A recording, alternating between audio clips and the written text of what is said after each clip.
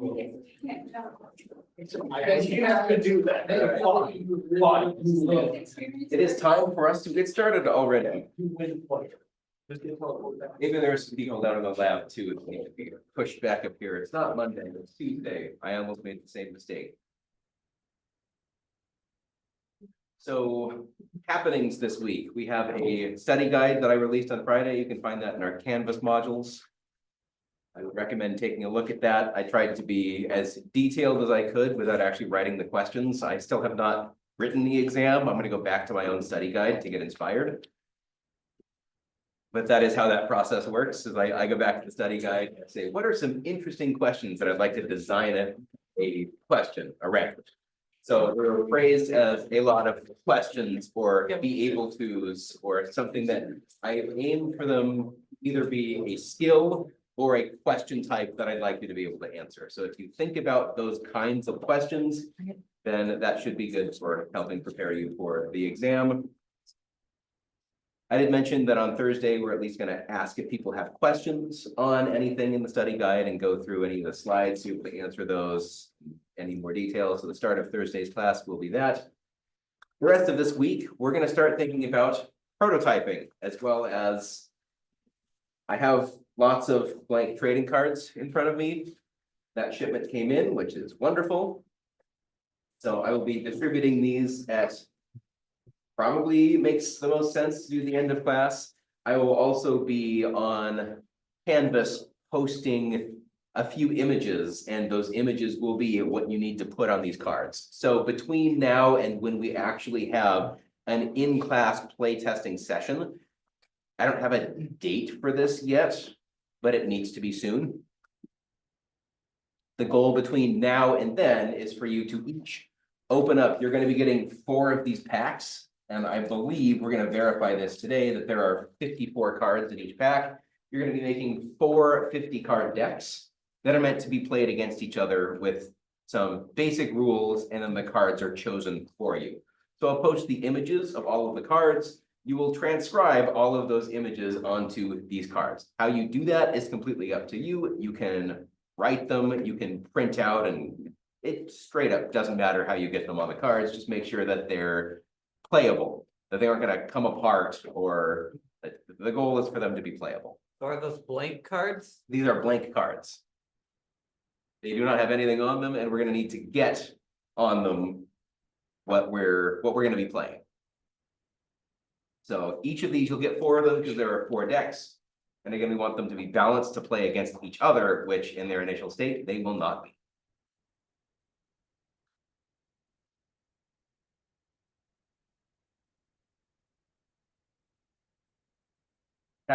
Let's say, excuse me, probably the start of next week would be the best time to come do that.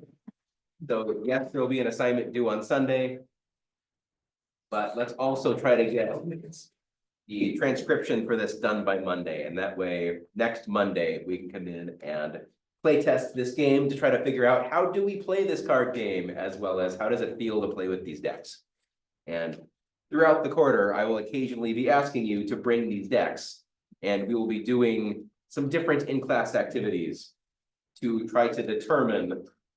One of the activities is something like designing a cost curve for each of the mechanics. Trying to figure out, okay, how much value does each of these mechanics have at each of these values? What does the cost of each card mean? What is, if we say draw 1 versus draw 2 versus draw 3, what is the value of each of those relative to each other? If that across all of the different mechanics in the game. Eventually, you will have full creative control to redesign this card game. You can add mechanics, you can remove mechanics, you can rebalance existing mechanics. The goal of this will be that each of these decks has a 50% chance to win if 2 equally talented players sit down and play them. We will have some way of determining whether that has been successful or not by testing, and eventually that will turn into the last paper you write for the course, is analyzing what did you do, to what extent did it work, what further changes would you make if you wanted to iterate this process again and try to go through and rebalance it again. So that's where we're headed for the rest of the quarter with this is far from the only thing we'll be doing, but it is the most consistent thing across the quarter. We will be coming back to it again and again. But to motivate that, I want to start talking about paper prototyping in general, because it is very useful, not only for something like an in-person card game, but for the digital games that you will be making next quarter. It's just a good way to start, regardless of what game you are making and what medium.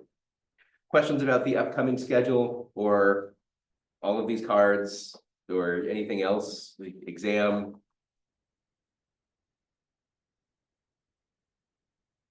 Good to go? All right, we started talking about these benefits at the end of the last class. So you're designing a digital game. Even if it's a digital game, there is a lot of benefit to thinking about that game in terms of how will it feel to play.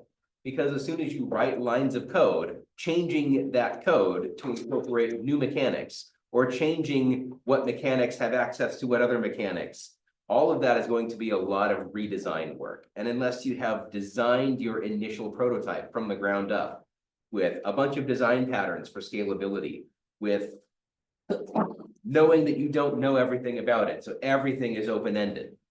If you don't do that level of design, then you're going to have a really hard time changing things when you go to play test it and people come back to you and they say, I don't like this mechanic. I don't think this is balanced. Wouldn't it be cool if, and yeah, that would be really cool. I should add that function. Oh, but it changes for the other things that I already have implemented. So the goal of a paper prototype is to get a sense of your game before you go coding, so that when you do start that coding, less and less of it has to be modified in the future. So this is how you quickly test new ideas, new game ideas, to get a sense of what is it like to play in its base state. So you do get that initial development speed. It is much faster to set up a paper prototype than it is to write the actual code for a digital game. So it's very quick to go from idea to something that you can play with.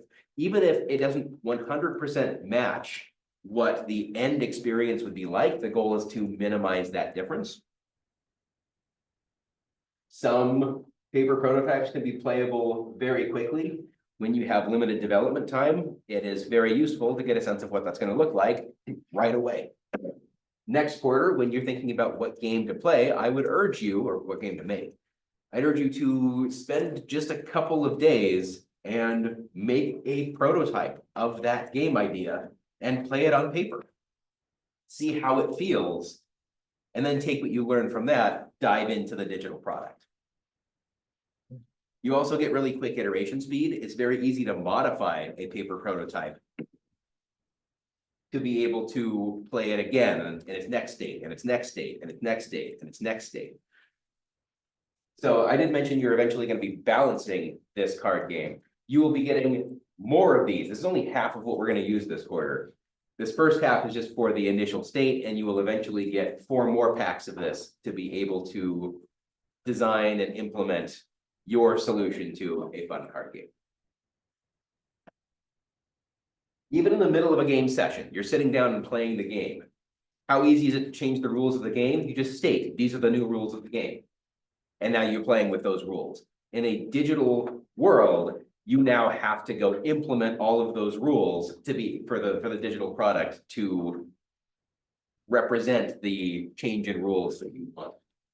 There's also a low technical barrier to entry. You don't have to worry about, darn, C# is a new language. I've never programmed in it before. Is this thing that I know how to do in Java, am I going to be able to make that work in C#? I don't know. Let's spend a few hours to try to figure that out.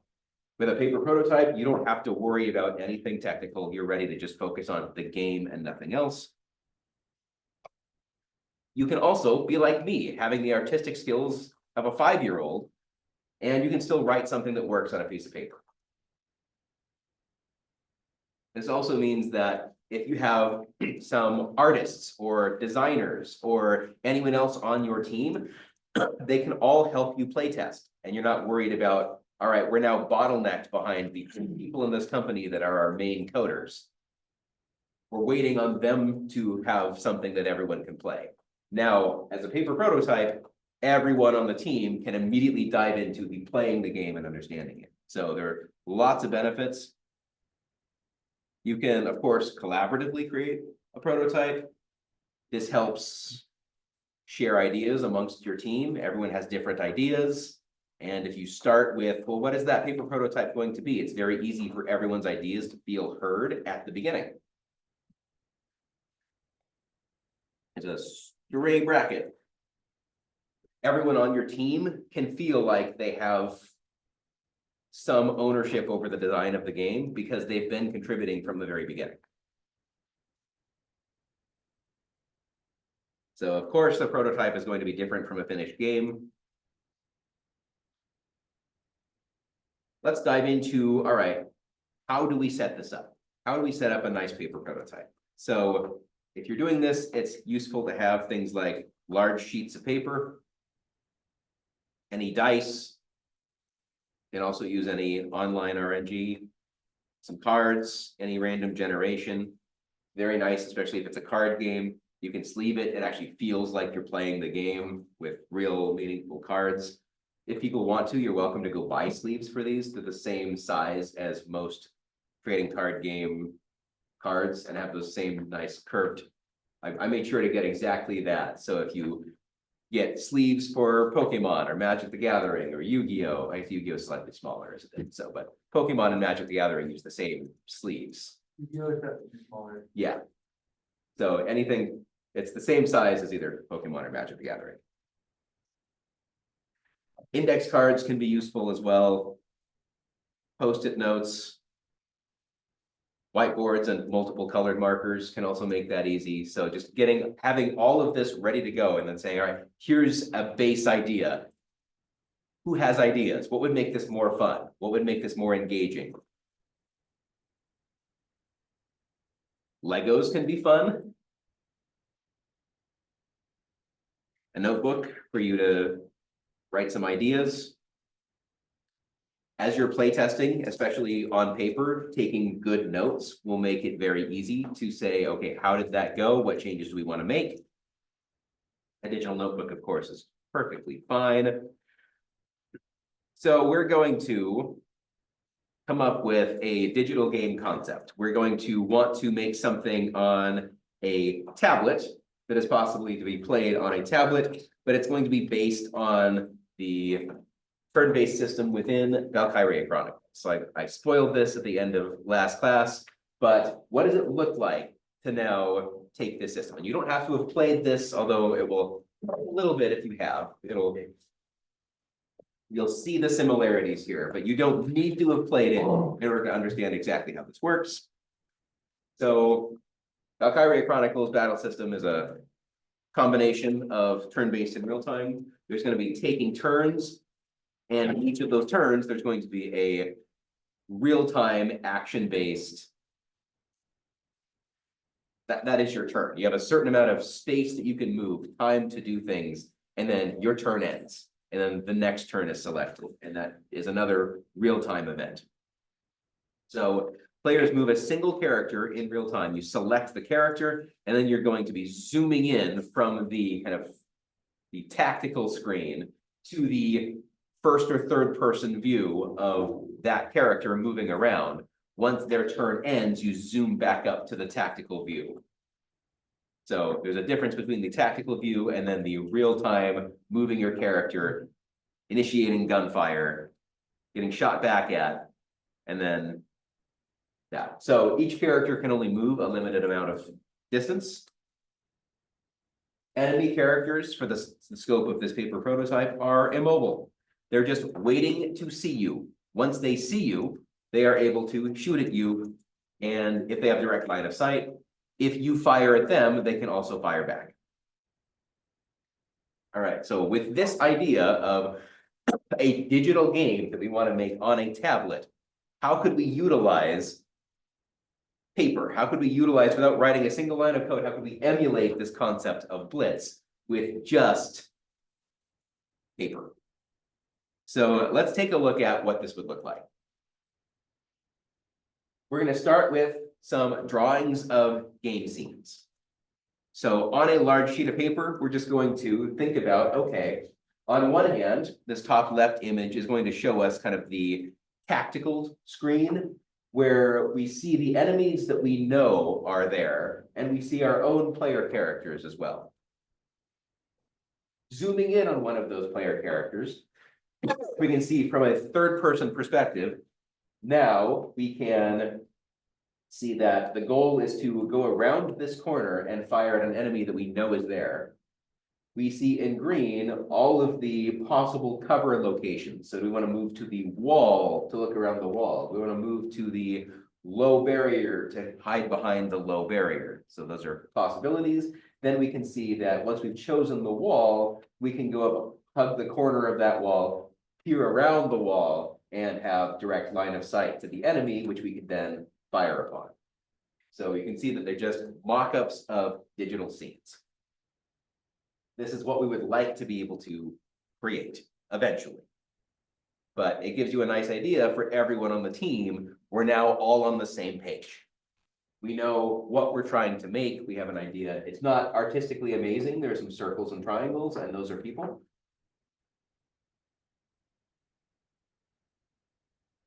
All right, now that we have this idea, what can we actually go test? What can we go play without writing anything digital? So map layouts and level design. That's an important part of the game, right? If we were making a game like this, we would want there to be multiple levels. What would a tutorial level look like? What would an early game level look like? What would a late game level look like? Without writing a line of code, we can now start to think about, okay, how much cover is available? How many player characters? How many enemy characters? How far away are they? How much cover is available? We can start to think about, in general, what do maps that are going to work well, how do they work? What is different from a map that is not going to work so well? What makes the game easier or more difficult for the player? These are all abstract questions that we can start asking immediately. How is the enemy going to work? Well, without a digital good, how are we going to emulate the fact that they can fire back on us? The designer is going to, kind of like D&D, play the role of the enemy. So we're going to end up with a kind of DM and player. The DM, the designer, knows where all of the enemies are, and the player only knows where the enemies they know are. So we're going to duplicate and make two different play environments. One of them only has the information the player is aware of, and the other has all of the information from the game. This would simulate what's going on underneath the hood in any algorithm that you would write, and what's visible on the screen, what the player has determined.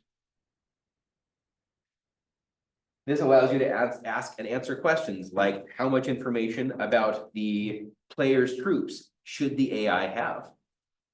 If the designer who's playing the role of the AI can determine if I have full information, then it leads to a bad instance of the AI swarming the player, and it feels like as the player, I have no agency over the game. They all know where I am, and they bum rush me. That's not very fun. But you get a sense of that already just by how much information should they have. Should AI goals be ranked? Putting yourself in the position of the AI, what are the goals? In what order? Should you protect yourself first? Should you, if you're going to move, should you try to move in bunches? Should you separate yourself just because that makes it a little bit easier for the player? So you start to get a sense of how is the AI going to move? What are the different attacks the AI, when is the AI going to choose to be aggressive, and what should that look like?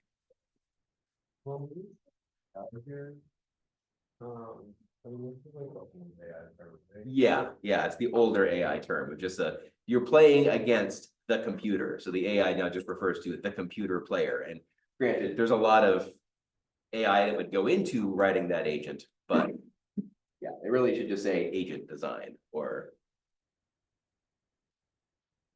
So good design in games is not like AI out there. We're not trying to maximize the performance of the computer player. We're trying to make it fun to defeat. It should not be designed to defeat the player. It should be designed to be fun to defeat. That's a little bit different and challenging to think about from a computer science perspective. No longer are we worried about just optimization. The optimization is now an abstract concept that's a moving target based on the current player's skill that's evolving as they play the game. That's the optimization. So it's very difficult to get this right. And it involves a lot of play testing to get that design right, to where the difficulty feels right. Other things we can think about, the actual weapon designs. So not all weapons are going to be the same. So we can start to think about, okay, if there are different types of weapons, what are the relative accuracies between the weapons? What are the relative damage values between the weapons? We can start to think about the range of those weapons. So if we have a shotgun and a sniper, for instance, what is the associated range of each of those weapons? How do we make them feel distinct, but also useful in some situation?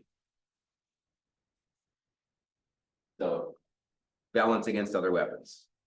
It's one thing if the weapon feels good to use, but is it always the right choice or never the right choice? That's a separate question that you'll have to ask. So lots of different questions we can ask here. Going through this and figuring out what leads to fun, this other abstract concept, is what we're trying to do.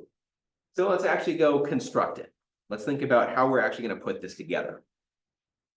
Step one, let's actually build the player map. So we're going to use hex graph paper to construct the player map.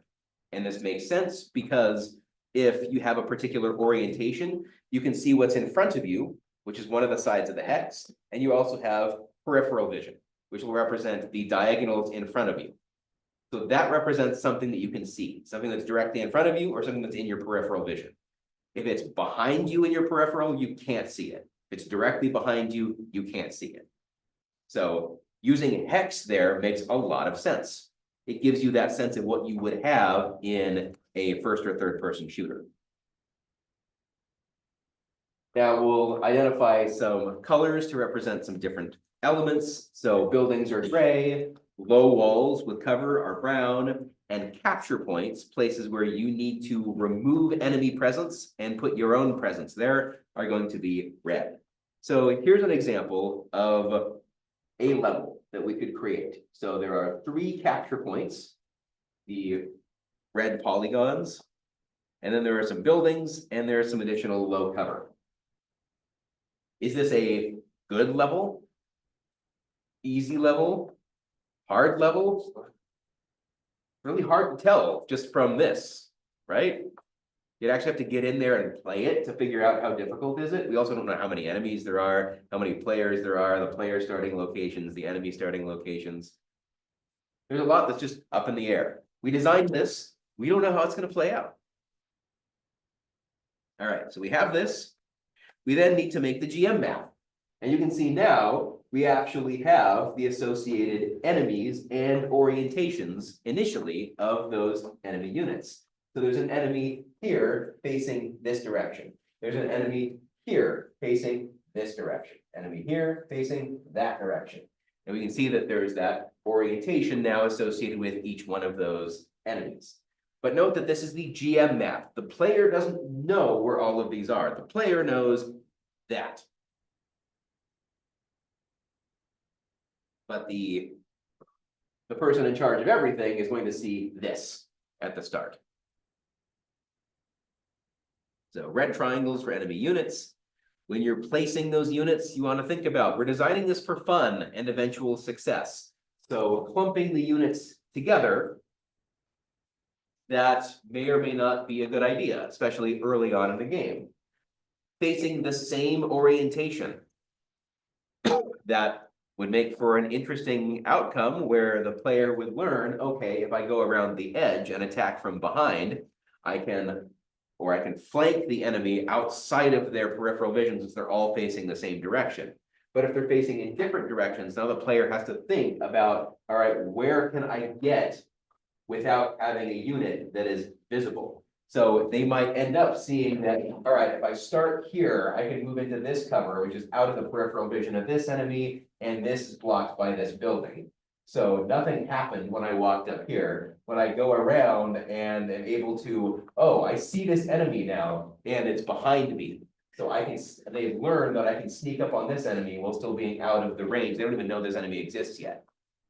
So if you're trying this multiple times, you start to get a sense of what will be successful by trial and error. But it's not just the same basic, I'm gonna flank, because you run around backwards and eventually you find something. Players enjoy the concept of sneaking up on enemies. So when you're placing the enemies, think about what's going to be fun to sneak up on. If the orientation is always facing the player, then they're not going to get the opportunity to do that. If some enemies are facing the player and some enemies are facing away from the player, then you start to get that dynamic outcome of the player can choose, do I want to run in guns blazing, or do I want to try to sneak up on and isolate the units that are easy and slim pickings for that.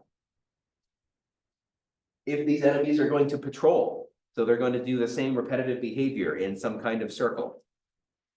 Think about, is there a blind spot in that patrol? Is there a place that a player character could put themselves where now they're never going to see me in this particular spot? So it seems like I'm hidden, I have an advantage. You don't want it to seem like the patrol has a complete and total blind spot, but if there's a reason for them to act that way, maybe when they turn this way, they see a wall or around a corner that you're peering around and you can see them, but their patrol never goes far enough for them to be able to see you in that cover. That allows the player to feel like I can sneak up on that enemy. So all of this, just from paper prototypes. Now, there's nothing that says that these are the right locations, but these are the kinds of questions that you can start asking and figuring out, how do we want to hard code this behavior so that this is defeatable and fun? All right, let's go over the rules. How do we win this game? Objective is to capture all 3 control points. So to do that, we need the player map. We need the ability to see the buildings, the walls, the control points. We have the enemy unit locations that only the designer can see. We need some dice or randomizers to be able to determine how much damage we're going to do. You need some kind of unit marker that fits within one of those hexes and allows you to see the orientation that they are pointed in.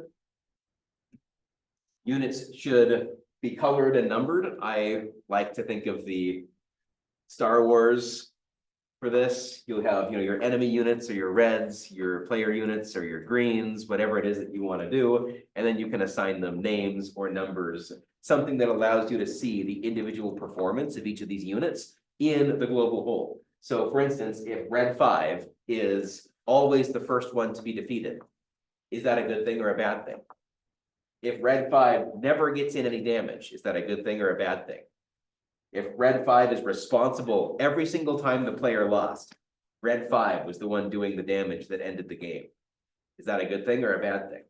You can start to get a sense of which individual units are contributing to the overall play experience. So obviously different colors for players and enemies. I did say red and green, but red-green is the most common color blindness. So if you want to be respectful to fellow developers, unless you've asked everyone on your team, are you red-green colorblind? Maybe you want to avoid particular color combinations. We need something to track the health of each unit because we need to know when they are dead or when they are injured, because we need to, as the DM, we would need to be able to communicate that information to the player. They would know the health of any unit that they have seen or are aware of, but not those they're not aware of. And of course, we need lots of note-taking. How do we set it up? Let's just start with some hard-coded values. Player gets 4 units. We want to keep everything initially as simple as possible, just to see how does this game play. Don't give the player 10 units or 12 units. Leave that for when I feel good about the 4 units. Let's see if we can add in a larger level. Let's add some complexities, but start with the base. We're going to give everyone the same weapons and abilities. There are no classes. Everything is just the same for now. We'll eventually change that, but keeping it simple from the beginning so that if there's an issue, the question is not, was it a balance issue? It is just a design issue of where was everyone? That go. We'll allow the player to select any hex on the edge as the start position and place a unit there. Then they have to place all other units on adjacent hexes. For visibility, a unit can only see 10 spaces in front of it or in their peripheral. So if the unit is right here, you can see that it can see 10 in front of it, 10 this way, 10 that way, and anything in between. So this is your peripheral vision for that particular unit. And that is the case for every unit in the game, player or enemy. So a unit can see that far. However, units share visibility with nearby units. So if a unit is close enough, then I can say, hey, there's someone behind that corner. And now my friend knows it as well. Buildings block visibility, so if they're behind a building, they can't see it or be seen. And all visibility calculations, of course, have to be done by the designer. They can't be done by the player. The player doesn't know where all the enemies are. So how could they possibly know there's an enemy there? So just like in D&D, you're going to have someone who's responsible for saying, you can see this unit now. This unit exists, and they can take that marker and place it on the player map. So the player can see this is what you see. So yeah, as the enemy unit becomes visible, the GM places it on the player map. When the enemy is no longer visible, the GM is going to remove that. That doesn't mean that the unit is gone. It just means that you know it was there, but you don't know exactly where it's been. Maybe it's continued its patrol. Maybe it's running to go tell the other enemy units, I've seen someone, come help me. You don't know. Movement, we're going to say players have 4 action points. For each of those action points, they can move a single unit. So you select one of your units, and a unit can move 8 spaces on their first movement for a turn. This allows you as the player to select 4 different units and move them up to 8 spaces. Or if you're going to select the same unit a second time, then you can only move up to 6 the second time, 4 the third time. So you could allocate all of your movement to one unit, but that will not be able to move as far as the total amount of movement if you spread it across your units. Creates another interesting decision. Units can move in any direction. So they will turn their orientation and then move in the direction that they wanted to move, even if that's behind them. While moving, you have visibility of 10 in all directions. So you can imagine that this unit is looking around, including behind them as they are moving. So if any enemy is visible within 10 spaces without something blocking them, like a building, then the GM would say, you're now aware there's a unit here. Or maybe there's a unit here and it sees you. So phasing only matters when units are stationary. Once during each action, and the player will decide when they're at a particular point, they will say, I fire my weapon at that enemy that I can see. Questions so far on how we're designing this? Oh, Yeah.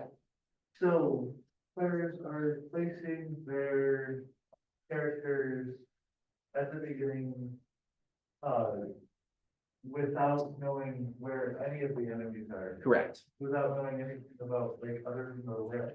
So, but if you go back to the example you had before, They know where the control points are, right, okay, but, or, so, right here. so that right there, if you go forward on the line, so we know where the enemies are. If the player decides, for example, to put their, uh, characters in the top left. Now there's that one right there that can already see them.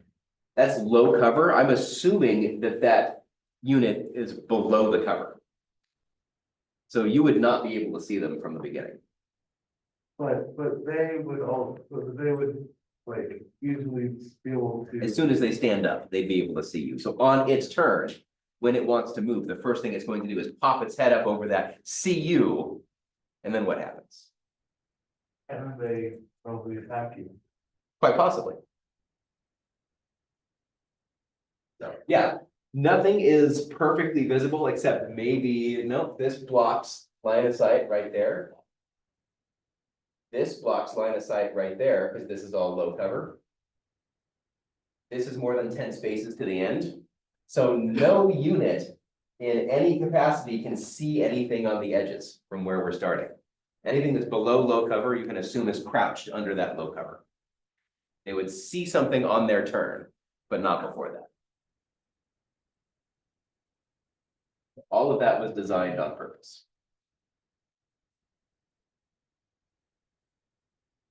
I think that's the case.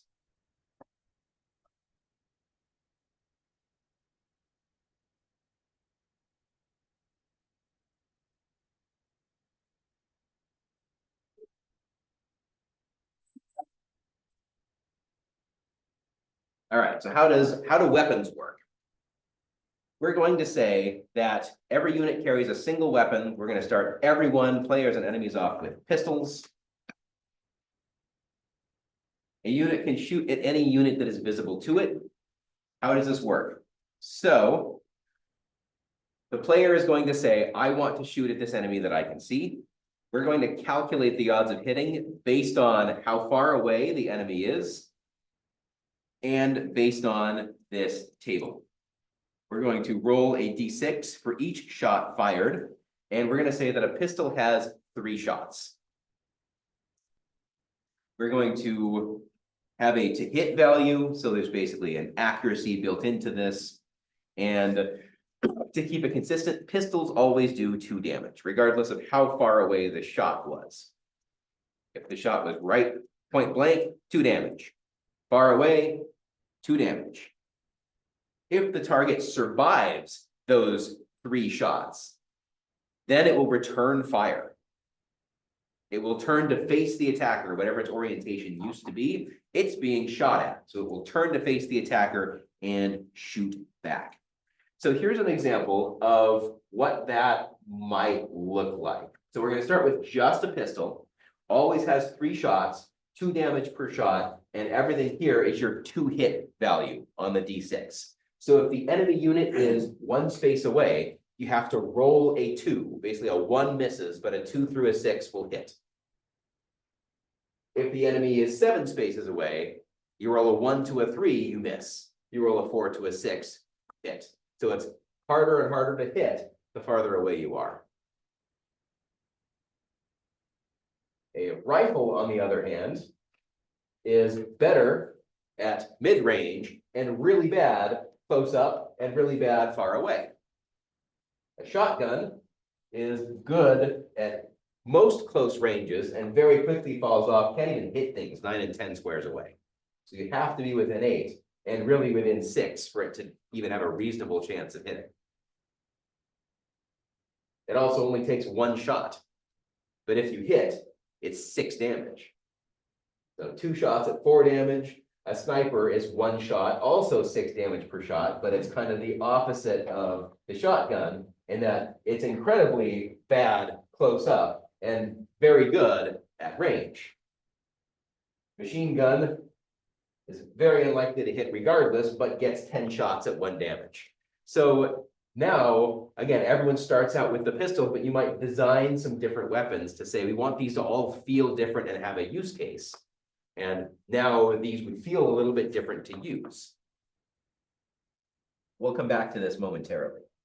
So if a unit is in cover, damage taken is halved and rounded down.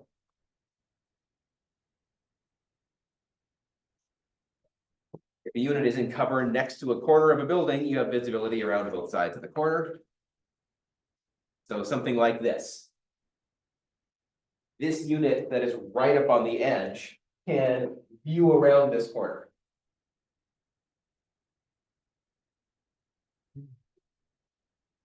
Questions so far? Again, not a single line of code written. We're going to start every unit with 6 health, which is important because some of those things, some of those weapons did 6 damage. A unit at 0 health is knocked out, cannot attack, and is immune to damage. And each unit carries a single health pack that they cannot use on themselves if they're knocked out. Instead of attacking, if you are adjacent to another unit, or if you are injured and not dead, you can use it on yourself. If someone is knocked out near you, then you can use it on them as long as you are adjacent. Health packs will regenerate 4 points of health, including reviving a knocked out unit. Health cannot be raised above 6. That is the maximum life, maximum health. We talked about interception fire, or we did with this concept that if you are moving and you are not aware of an enemy, but the enemy becomes aware of you, then you get what is called interception fire. And that's also the case if the enemy is moving and they move out into the open and you are aware of them. So the active unit enters a stationary unit's visibility and firing range. So now we're going to take into account the actual area of visibility. So if the active unit leaves the stationary unit's visibility. So if we enter or leave, then we get interception fire. If the active unit ends its action within a stationary unit's visibility, we get interception fire. These are basically attacks that cannot be returned. So once the stationary unit has fired on an active unit, the stationary unit turns the orientation and follows the active unit. If there are some number of shots that your weapon is allowed, if it's interception fire, you take half those numbers of shots. So instead of 3 shots, you take 1. Sorry, it's rounded up. So 3 shots, you take 2. If both an active and a stationary unit want to fire at the same time, the active unit takes priority. Finally, how are control points captured? An active unit can claim a control point if it ends its turn in one of the shaded cells of the point, and there are no conscious enemies in that same shaded area.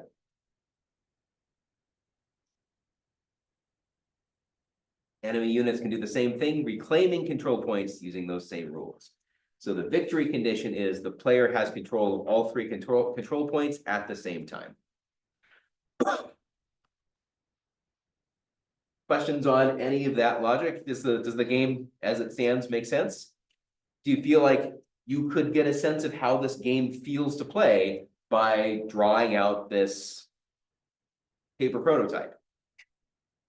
How much work would that be relative to, I say, go home and write this game?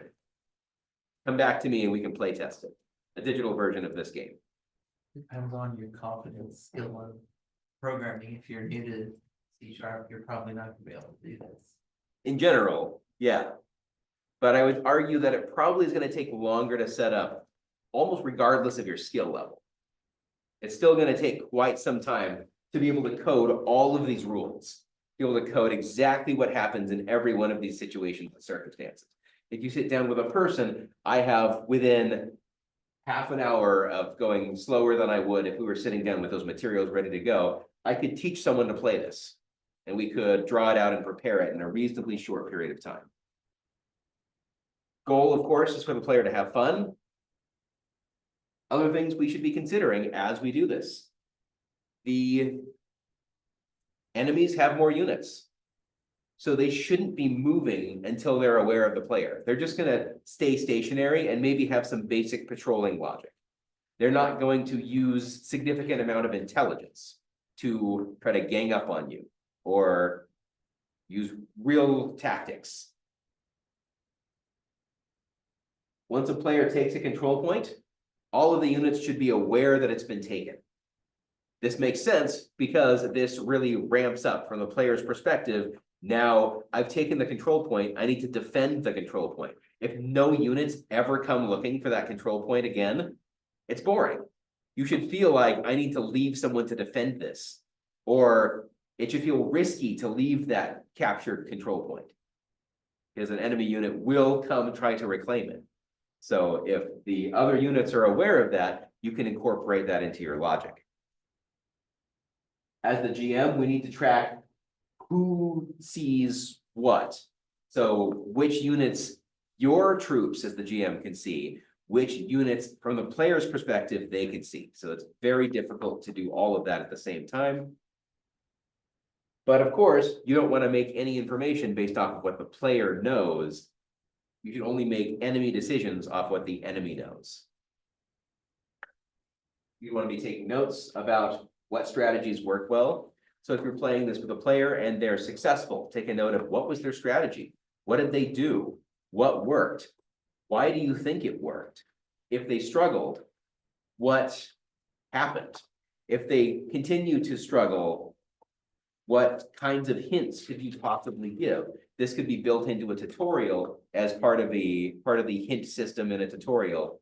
When is it useful or relevant to interject yourself into that? All right, I think I'm actually going to stop here for the day because I want to hand out all of these and I also want to verify exactly how many of these are in here. So I'm going to stop the recording. We'll come back tomorrow.